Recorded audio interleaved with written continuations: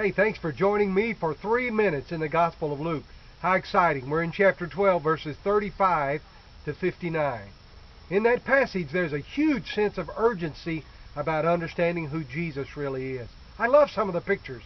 There's a picture of the groom coming to the wedding banquet, and Jesus says, be so alert that you're actually ready to open the door as soon as he knocks on it, that immediately you're turning the doorknob and inviting him in. Just a beautiful picture of being alert and ready and watchful.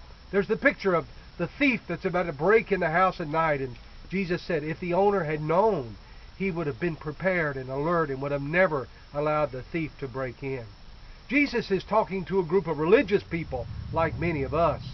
Pharisees that are doing many of the right things, but they're just out of perspective. They fail to recognize the crucial role of Jesus in their lives.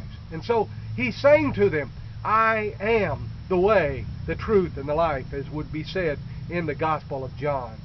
In the middle of that passage, though, in verses 49 to 53, there's a bit of a warning that says, if you take Jesus this seriously, it'll cause division. There's not a natural division that occurs. God has called on us to love people, all people, so we don't have divided hearts. We have hearts that are full of love. But if in fact we really make Jesus primary in our lives, there will be divisions, many times even in our own homes.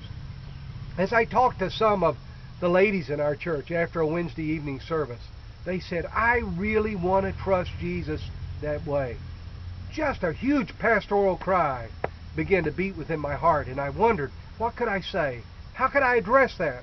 I was reminded of Mark 9:24, where a man said to Jesus, I believe, but help my unbelief. The context was informative.